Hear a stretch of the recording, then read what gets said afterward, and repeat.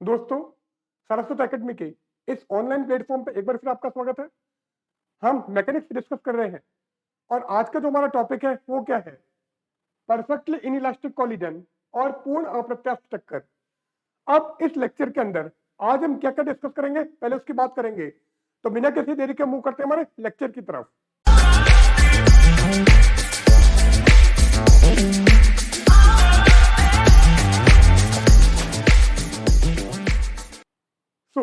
आज के लेक्चर में हमारे पास में क्या क्या है? फर्स्ट हमारा टॉपिक होगा परफेक्टली इनइलास्टिक कोलिजन या पूर्ण अप्रत्यास्थ टक्कर। सेकंड टॉपिक हमारा है two particle system and reduced mass, द्विकण निकाय तथा समानित द्रव्यमान। और आज का जो हमारा थर्ड एंड लास्ट टॉपिक होगा वो होगा एप्लीकेशंस ऑफ रिड्यूस्ड मास या समानित द्रव्यमान के अनुप्रयोग। नाउ परफेक्टली इनइलास्टिक कोलिजन या पूर्ण अप्रत्यास्थ टक्कर। अब इनइलास्टिक कोलिजन हमने डिस्कस किया हुआ है, इनइलास्टिक कोलिजन में हमने ले रखा है। Elastic collision and inelastic collision में डिफरेंस क्या था? अगर हमारी कोलिजन के बाद में काइनेटिक एनर्जी कंजर्व होती है या गतिज ऊर्जा संरक्षित रहती है, परिवर्तित नहीं होती है, तो वो जो हमारा कोलिजन था वो हमारा था इलास्टिक कोलिजन या प्रत्यास्थ टक्कर। But if the kinetic energy does not conserve in collision then the collision is said to be inelastic collision। यदि टक्कर के दौरान गतिज ऊर्जा संरक्षित नहीं होती है तो इस प्रकार की जो हमारी टक्कर होगी उस टक्कर को हम कहेंगे अप्रत्यास्थ टक्कर। अब यहां पर हम परफेक्ट इनइलास्टिक कोलिजन की बात कर रहे हैं। तो परफेक्ट इनइलास्टिक कोलिजन वो कोलिजन होगा जिसमें कोलिजन के बाद में बॉडी आपस में चिपक जाती है और एक ही सिस्टम की तरह बिहेव करती है और कॉमन वेलोसिटी से मूव करती है। So if the bodies stick together after collision and move with a common velocity, then the collision is said to be perfectly inelastic collision या पूर्ण अप्रत्यास्थ टक्कर। अब यहां पर हम फर्स्ट पॉइंट ले रहे हैं, उसमें क्या है? परफेक्टली इनइलास्टिक कोलिजन तो है but it is in the laboratory frame of reference. पूर्ण अप्रत्यास्थ टक्कर किस अवस्था में? प्रयोगशाला निर्देश तंत्र में। तो अगर हम लेबोरेटरी फ्रेम ऑफ रेफरेंस के अंदर परफेक्टली इनइलास्टिक कोलिजन की बात करें तो क्या होगा वो हम यहां पर ले रहे हैं। Now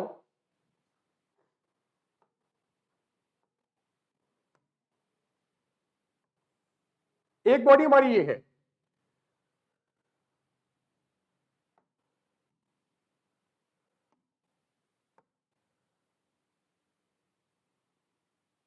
and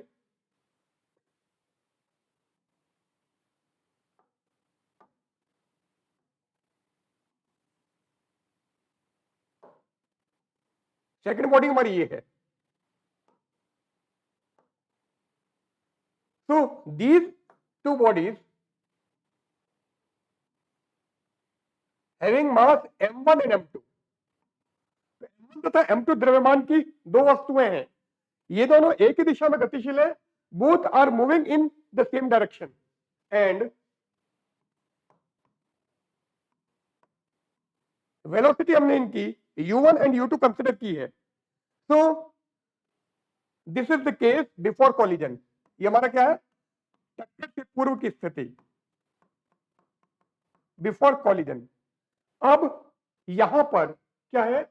here u1 is greater than u2।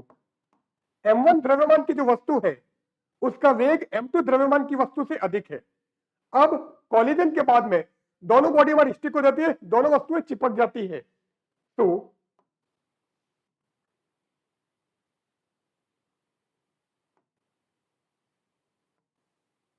एक बॉडी हमारी ये है एंड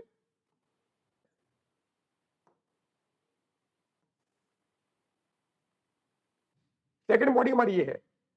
सो इसका मास m1 था, इसका m2 था, दोनों चिपक जाती है एंड कॉमन वेलोसिटी v से मूव करती है। This is the case after collision. ये क्या है? टक्कर के पश्चात। अब क्योंकि यहां पर टक्कर के पश्चात दोनों वस्तुएं चिपक जाती है और एक उपनिष्ठ वेग से गति करती है, after collision both bodies stick together and move with a common velocity, so this collision is actually perfectly inelastic collision, यह पूर्ण अप्रत्यास्थ टक्कर है। नाउ हमको पता है कि अगर इनइलास्टिक कोलिजन है या इलास्टिक कोलिजन है तो उस केस में हमारा कंजर्वेशन ऑफ मोमेंटम होता है, संवेग संरक्षण का सिद्धांत लागू होता है। So here we apply the law of conservation of linear momentum. हम यहां पर संवेग संरक्षण के नियम को अप्लाई करते हैं, लागू करते हैं। So from the law of conservation of linear momentum, क्या ले रहे? संवेग संरक्षण के नियम से। संवेग भी कौन सा है? रेखीय संवेग है, लीनियर मोमेंटम है। तो रेखीय संवेग संरक्षण के नियम से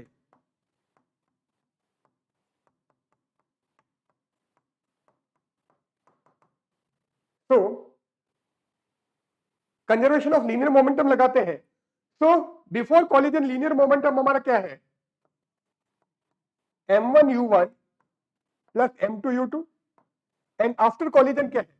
आफ्टर कॉलिजन सिस्टम का जो टोटल मास है वो क्या गया? m1 plus m2।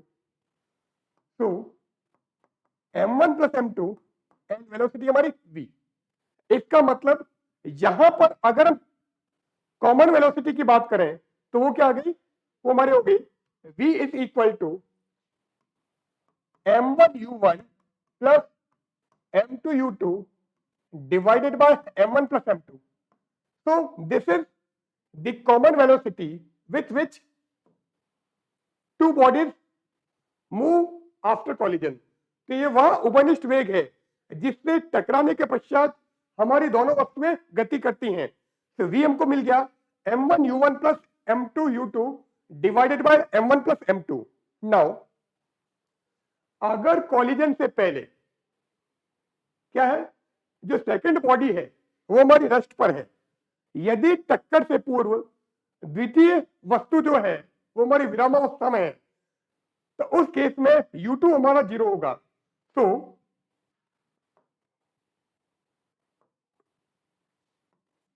If u2 equal to 0, तो अगर u2 हमारा 0 है तो क्या आ जाएगा? तो v equal to m1u1 divided by m1 plus m2। तो उभयनिष्ठ वेग ये कॉमन वेलोसिटी हमको क्या मिल जाएगी? m1u1 divided by m1 plus m2।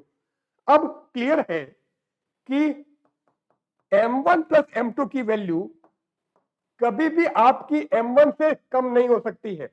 m1 plus m2 is always greater than m1। तो अगर m1 प्लस m2 की वैल्यू m1 से ज्यादा है इट मीन्स क्या होगा? v is always less than u1। इसका मतलब टकराने के पश्चात डेफिनेटली जो इनकी वेलोसिटी होगी, इनका जो वेग होगा वो u1 से कम होगा। तो v is always less than u1।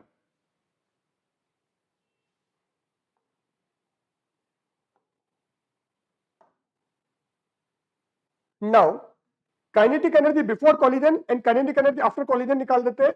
मतलब हमको एक्चुअल में ये निकालना है कि यहां पर काइनेटिक एनर्जी आपकी डिक्रीज होगी, कम होगी, रिड्यूस होगी। क्योंकि परफेक्टली इनइलास्टिक कॉलिजन है तो काइनेटिक एनर्जी हमारी कंजर्व नहीं होती है।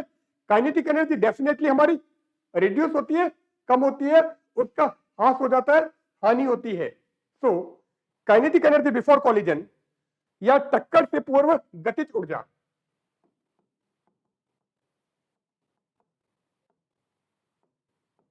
Kinetic energy before collision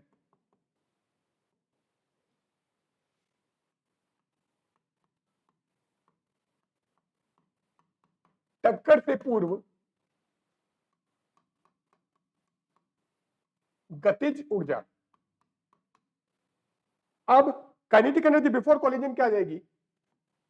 K1 बोल दो या फिर K इनिशियल बोल दो। नाउ यहां पर ये क्या हो गया?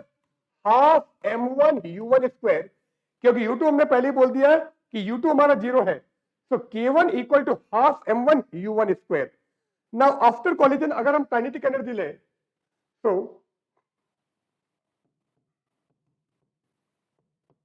काइनेटिक एनर्जी आफ्टर कॉलिजन क्या हो गया, टक्कर के पश्चात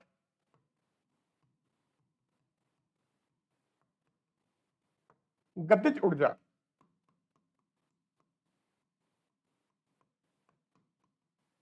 क्या जाएगा K2, और K2 क्या होगा, half m1 plus m2 into V square. Common velocity हमारी v है, एंड कॉलिजन के बाद में दोनों बॉडी क्योंकि आपस में चिपक गई है, स्टिक हो गई है, तो टोटल मास क्या जाएगा m1 प्लस m2।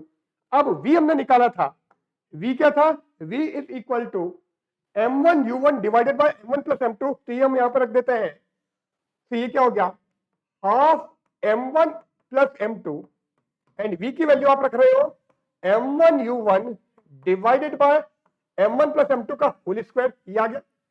अब जैसे हम होल स्क्वायर को ओपन करेंगे तो यहां पर क्या आएगा, m1 प्लस m2 का होल स्क्वायर, और ये एक m1 प्लस m2 कैंसिल हो जाएगा, so this will be half m1 square u1 square divided by m1 plus m2, ये आ गया। ये क्या है, this is the kinetic energy after collision, ये टक्कर के पश्चात कुल गतिज ऊर्जा है। अब हम बोल रहे हैं कि अगर हमारा इनइलास्टिक कॉलिजन है, परफेक्टली इनइलास्टिक कॉलिजन तो है, अगर इनइलास्टिक कॉलिजन होता है तो भी काइनेटिक एनर्जी हमारी कम होती है, रिड्यूस होती है।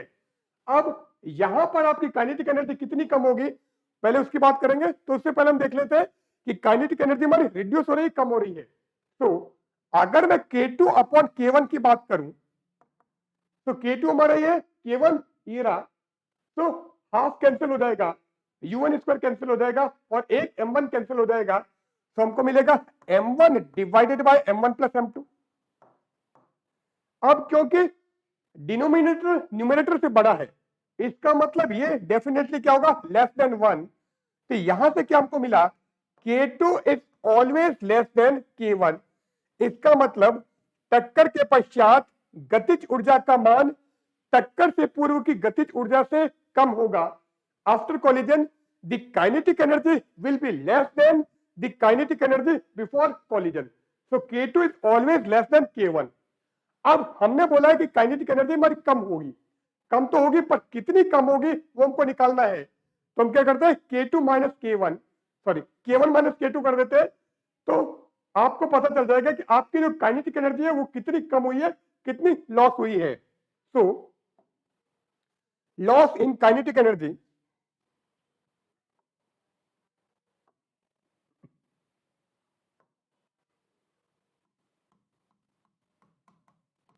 लॉस इन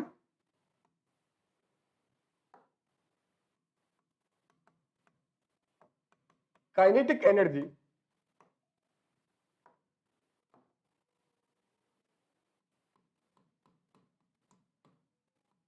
गतिज ऊर्जा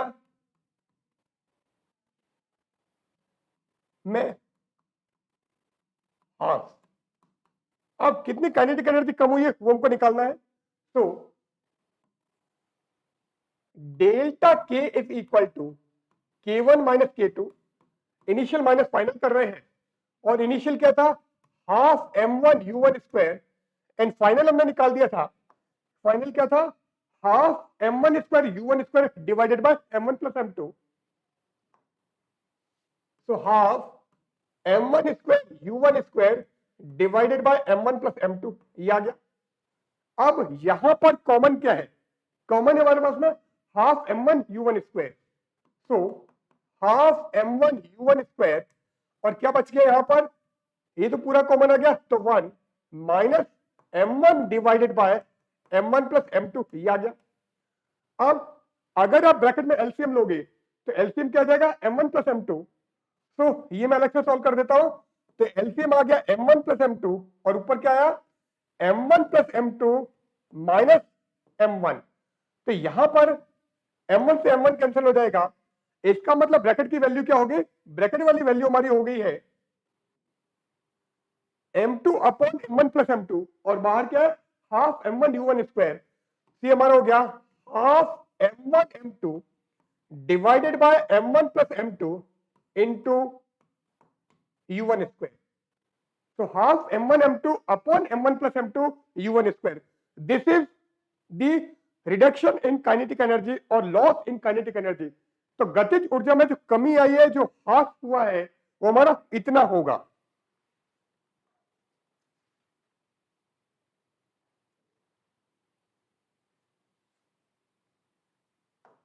नाउ अभी तक हमने जो भी लिया है वो किसमें था? That is in laboratory frame of reference या प्रयोगशाला निर्देश तंत्र में था. अब अगर हमारे पास में लेबोरेटरी फ्रेम ऑफ रेफरेंस नहीं होकर centre of mass frame of reference है या द्रव्यमान केंद्र निर्देश तंत्र है, तो उस अवस्था में अगर हम परफेक्टली इनइलास्टिक कोलिजन की बात करें तो क्या होगा, वो हमको यहां पर लेना है. सो perfectly inelastic collision in the centre of mass frame of reference, द्रव्यमान केंद्र निर्देश तंत्र में पूर्ण अप्रत्यास्थ टक्कर. नाउ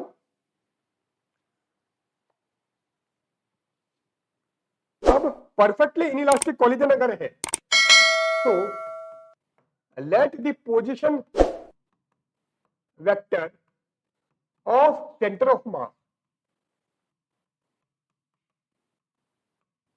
तो सेंटर ऑफ मास मतलब द्रव्यमान केंद्र. तो द्रव्यमान केंद्र का आगे मैं माना लिख देता हूं. माना द्रव्यमान केंद्र का स्थिति सदिश क्या है? आरसीएम. और आरसीएम हमने पहले भी निकाल रखा है, वो हमारा था m1 r1 upon m1 plus m2, m1 r1 plus m2 r2 upon m1 plus m2. और वेलोसिटी के टर्म्स में लोगे तो m1 u1 t upon m1 plus m2, क्योंकि u2 हमारा 0 है. सो ये क्या था?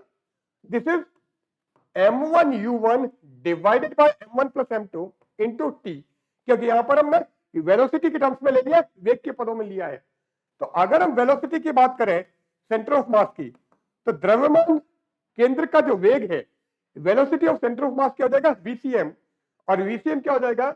Differential of rcm with respect to time. तो drcm बाई dt. तो ये हो गया हमारा m1 u1 divided by m1 plus m2. ये हम पहले भी सारा डिस्कस कर चुके हैं जब हमने इलास्टिक कोलिजन की बात की थी, तो वहां पर हमने ये सारा लिया था. तो VCM मींस सेंटर ऑफ मास की जो वेलोसिटी है वो क्या है? m1 u1 upon m1 plus m2. अब अगर हम centre of mass frame of reference में बिफोर कोलिजन वेलोसिटी निकाले तो वो क्या होगी? तो द्रव्यमान केंद्र निर्देश तंत्र में कणों के वेग टक्कर से पूर्व वो क्या होंगे? तो बिफोर कोलिजन टक्कर से पूर्व बात कर रहे हैं, टक्कर से पूर्व. अब सेंटर ऑफ मास की बात कर रहे हो, centre of mass frame of reference की बात कर रहे हो, क्योंकि लेबोरेटरी फ्रेम ऑफ रेफरेंस में तो हमको पहले ही पता है कि वेग क्या थे? u1 एंड u2, और u2 हमारा 0 था. बट अगर हम centre of mass frame of reference में बात करते हैं तो बिफोर कोलिजन उनकी वेलोसिटी क्या होगी? m1 एंड m2 की आप निकाल रहे हो. m1 वाली मैंने मान ली u1 डैश, और u1 डैश क्या आएगा? u1 minus VCM. ये अब VCM हमको पता है तो वैल्यू रख देते हैं. तो ये हो गया u1 minus m1 u1 divided by m1 plus m2. ये हमने पहले भी सॉल्व किया था, तो ये हमारा आ गया था m2 u1 divided by m1 plus m2. तो m1 मास वाला जो पार्टिकल है उसकी बिफोर कोलिजन जो centre of mass frame of reference में ये द्रव्यमान केंद्र निर्देश तंत्र में वेग है, वेलोसिटी है, वो क्या रही है? m2 u1 divided by m1 plus m2. अगर हम m2 मास वाले पार्टिकल की बात करें तो उसकी वेलोसिटी क्या है? u2 डैश, और u2 डैश क्या होगा? u2 minus VCM. अब हमने लेबोरेटरी फ्रेम ऑफ रेफरेंस के अंदर u2 0 माना था, तो u2 0 है तो 0 माइनस VCM, तो 0 माइनस VCM आ गया. तो VCM जो था वही आ जाएगा. तो minus m1 u1 divided by m1 plus m2. ये आ गया minus m1 u1 divided by m1 plus m2, ये क्या होगा u2 dash. So these are the velocities of particle before collision in the center of mass frame of reference। तो द्रव्यमान केंद्र निर्देश तंत्र में कणों के टक्कर से पूर्व जो वेग है वो क्या u1 डैश और u2 डैश, और इनकी वैल्यू हमको ये मिल गई है। नाउ आफ्टर कॉलिजन अगर बात करें, अब क्योंकि यहां पर क्या है परफेक्टली इनइलास्टिक कॉलिजन है, तो परफेक्टली इनइलास्टिक कॉलिजन में क्या होता है, टकराने के बाद में बॉडीज आपस में चिपक जाती है और पूरी जो बॉडी का मास है, पूरे सिस्टम का मास है, वो एक ही वेलोसिटी से मूव करता है। तो पूरे सिस्टम का मास क्या m1 प्लस m2, और एक वो कॉमन वेलोसिटी से मूव करेगा जिसको हमने v बोला है। नाउ अब अगर हम before collision total linear momentum की बात करें तो क्या आएगा, अब यहां पर है हमारे पास में after collision the two particles stick together and move as a whole of mass m1 plus m2। तो दोनों चिपक जाते हैं और पूरा जो द्रव्यमान है वो क्या m1 प्लस m2, और वो क्या है वो, क्योंकि यहां पर centre of mass frame of reference है, और centre of mass frame of reference क्या होता है, वो हमारा जीरो मोमेंटम फ्रेम भी होता है। तो क्योंकि वो जीरो मोमेंटम फ्रेम है तो टकराने के बाद में ये आपकी बॉडी रुक जानी चाहिए, वो आपकी मूव नहीं करेगी, ये हम प्रूव कर देते हैं। ठीक है, नाउ बिफोर कॉलिजन इनकी वेलोसिटी आ गई है। अब अगर हम कंजर्वेशन ऑफ लीनियर मोमेंटम की बात करें तो पहले मैं लीनियर मोमेंटम बिफोर कॉलिजन ले लेता हूं। तो linear momentum before collision centre of mass frame of reference में क्या जाएगा, तो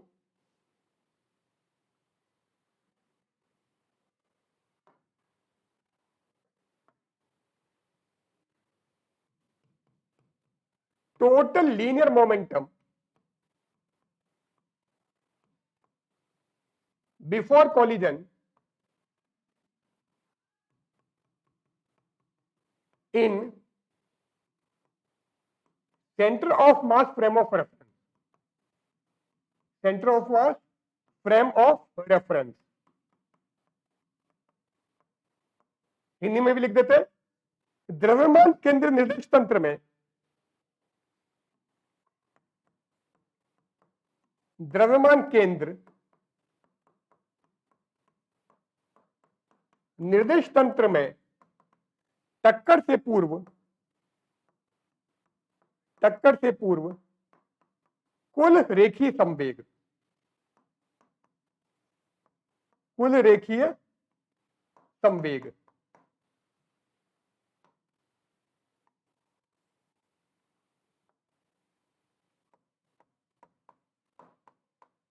क्या जाएगा, ये हमारा हो जाएगा P initial equal to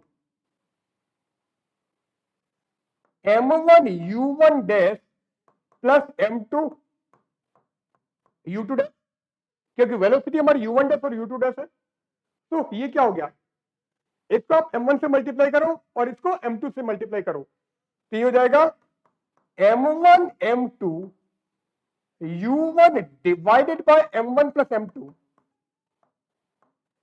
then plus, but इस माइनस के कारण मैंने माइनस लिख दिया है, और इसको आप m2 से मल्टीप्लाई करोगे तो m1 m2 u1 divided by m1 plus m2, और ये क्या आ गया 0। इसका मतलब बिफोर कॉलिजन जो टोटल लीनियर मोमेंटम है या टक्कर से पूर्व जो कुल रेखीय संवेग है वो क्या आ गया 0। अब कंजर्वेशन ऑफ लीनियर मोमेंटम ये बोलता है कि टकराने के बाद में जो आपका लीनियर मोमेंटम है और टकराने से पहले जो लीनियर मोमेंटम है या रेखीय संवेग है वो क्या होगा, सेम रहेगा, चेंज नहीं होगा। तो अगर हम कंजर्वेशन ऑफ लीनियर मोमेंटम लगाएं तो बिफोर कॉलिजन और आफ्टर कॉलिजन आपका सेम होगा। तो पहले आफ्टर कॉलिजन की बात करूं, now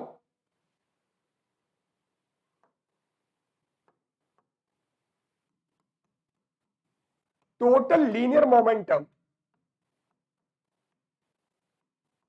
after collision, after collision, so टक्कर के पश्चात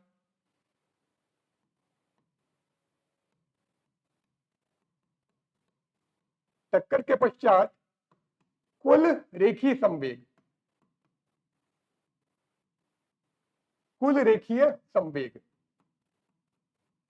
अब वो क्या आएगा, वो हमारा हो जाएगा पी एफ, और पी एफ क्या आ जाएगा, m1 plus m2 into we.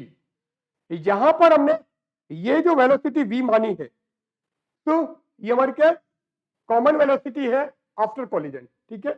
अब कंजर्वेशन ऑफ लीनियर मोमेंटम की बात करते हैं, तो पी आई और पी एफ हमारे बराबर होने चाहिए। तो from the law of conservation of linear momentum, conservation of linear momentum,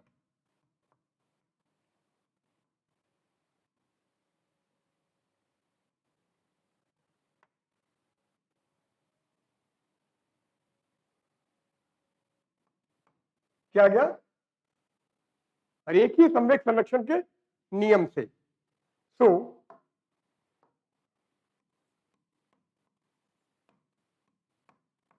रेखीय संवेग